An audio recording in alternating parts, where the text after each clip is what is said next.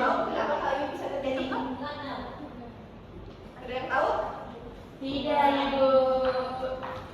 Oke, tidak ya. Jadi kenapa hal ini bisa terjadi? Bisa jadi anak ini baru saja memulai belajar membaca Al-Quran. Jadi belum sepenuhnya bisa membedakan atau sepenuhnya bisa memahami apa yang ada dalam Al-Quran ini.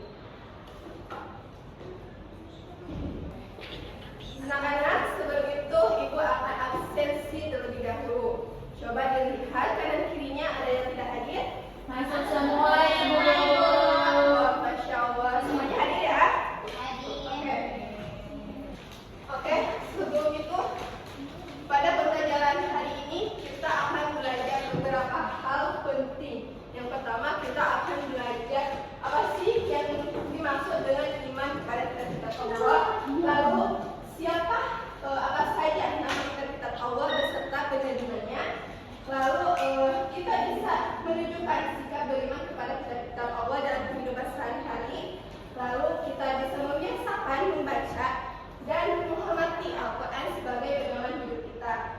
Lalu yang terakhir kita bisa menunjukkan sikap jujur, disiplin dan tanggung jawab sesuai ajaran Al-Quran. Anak-anak, sudah siap belajar hari ini? Siap. Siap belajar hari ini? Siap. Oke, anak-anak, selanjutnya Ibu akan menampilkan satu video pendek. Mari kita simak video tersebut bersama-sama. Yang rumit pasti ada buku petunjuknya. Kalau kamu baca ini, kamu akan tahu mana kepala, mana kaki, dan cara merawatnya. Setelah robotnya jadi, Bagaimana videonya? Seru? Seru. Tapi setelah Ibu perhatikan ada beberapa anak yang mengantuk. Bagaimana kalau kita ice breaking terlebih dahulu agar tetap semangat dan fokus kembali? Siap? Siap. Tepuk semangat. Dan tanda. Ding ding ding. Dung dung dung. Dan tanda. Ding ding ding. Dung dung dung. Aha aha nah. Aha aha nah. Aha aha semangat. Masya Allah, keren sekali. Sekarang udah kembali fokus dan semangat. Mari kita lanjutkan ke materi beriman kepada kitab Allah. Anak-anak, Al-Quran itu salah satu kitab yang diturunkan oleh Allah. Sebagai umat Islam, kita wajib beriman kepada kitab-kitab Allah. Beriman kepada kitab Allah artinya kita percaya bahwa Allah telah menurunkan kitab-kitab ini kepada para nabi dan rasul untuk petunjuk bagi umat manusia. Kitab-kitab Allah mengajarkan kita untuk berbuat baik, berkata jujur, menghormati manusia, menghormati orang tua, dan menjauhi perbuatan yang tidak baik. Kalau kita diberi petunjuk untuk saat perjalanan agar tidak tersesat, apakah petunjuk tersebut membantu kita? Iya. Ya, begitu juga kitab Allah. Kitab Allah membantu umat manusia agar hidup di jalan yang benar. Anak-anak, ada 4 kitab yang wajib kita ketahui.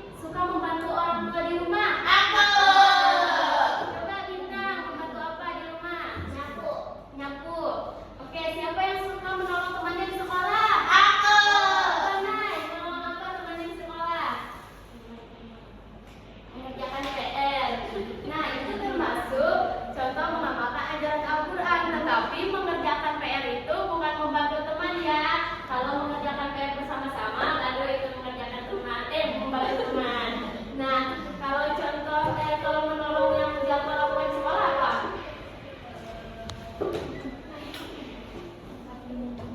Mengucapkan pensil, itu juga contoh perbuatan yang baik. Selanjutnya hikmah beriman kepada kitab Allah. Hikmah itu manfaat atau kebaikan yang kita dapatkan.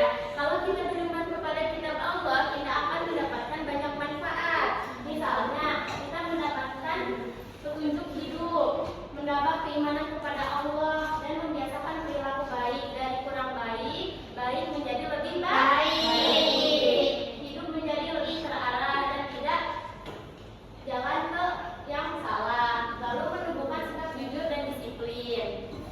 Kalau kalian selalu jujur dalam mengerjakan tugas, itu berarti kalian sudah berusaha menjalankan ajaran yang baik. Anak-anak, beriman itu tidak cukup hanya diucapkan, tetapi harus dilakukan dalam kehidupan sehari-hari. Bagaimana kita tahu seseorang itu beriman kepada kitab Allah? Nah, kita bisa melihat dari sikapnya. Yang pertama, rajin membaca Al-Quran. Siapa yang rajin membaca Al-Quran? Aku! Masya Allah, semuanya sering rajin membaca Al-Quran ya. Dan menjalankan isi kandungan Al-Quran. Tidak hanya membaca saja, tetapi kita juga menerapkan isi Al-Quran dalam kehidupan sehari-hari. Lalu bersikap jujur dan sabar. Lalu menghormati semua kitab Allah. Tidak hanya Al-Quran saja, tapi kita menghormati semua kitab Allah tanpa mencela salah satunya dan menolong sesama teman. Itu pun perbuatan yang baik. Anak-anak, sekarang coba bayangkan kita berjalan di tempat yang belum pernah kita datangi tanpa membawa peta atau diberikan petunjuk, maka apa yang terjadi? Tersesat. Betul sekali. Begitu juga hidup seseorang jika tidak beriman kepada kitab Allah, ia bisa kehilangan petunjuk hidup. Akibatnya mudah tersesat, tidak memiliki tujuan hidup yang jelas. Hidup juga menjadi tidak terarah dan hatinya sering gelisah ataupun tidak tenang. Coba bayangkan kalau kita sering beribadah, sering membaca Al-Quran, maka hati kita akan tenang. Nah, karena itu kita menjadikan Al-Quran sebagai pedoman dalam kehidupan sehari-hari. Baik anak-anak, sekarang kita akan belajar bersama kelompok. Bentuk 4 kelompok, bebas teman-temannya masing-masing. Nanti kelompoknya akan mengerjakan LKPD yang sudah dibagikan. Diskusikan dengan teman-teman kalian, jangan berebut, saling membantu dan dengarkan pendapat teman. Jika ada yang belum dipahami, boleh ditanyakan ke ibu guru. Siap? Siap, Ibu. Ibu izin menjadinya itu seperti ini anak-anak. Ini kita isi Taurat diturunkan kepada Nabi, Al-Quran, Injil, dan Zabur. Setelah diisi, kalian gunting. Setelah digunting, nanti pinggir ininya, sisi-sisi ini dilem. Nanti ibu dampingi untuk menggunting dan mengelemnya agar tidak terjadi suatu hal yang tidak diinginkan. Kelompoknya sudah dibentuk? Sudah. Oke, ibu bagikan ya KPD-nya. Ini belum. Hati ya, awas tangannya kena gunting. Iya ibu. Anak-anak, jangan lupa berikan nama kelompok dan kelas. Baik ibu. Jadi, jemplem. Pandang. Pelan ya, dia jadi berbentuk piramida. Iya. Cik, tadi lagi pasang teh. Saya dong. Anak-anak, apakah sudah selesai? Sudah. Nah, ibu minta ada yang mau presentasi ke depan? Boleh. Kelompok 1 mau mempresentasikan hasil dari pengerjaan kelompok kita. Di sini ini bentuknya piramida. Lagi itu pengerjaannya diisi terus digunting, terus ujung-ujungnya dilem jadi kayak gini.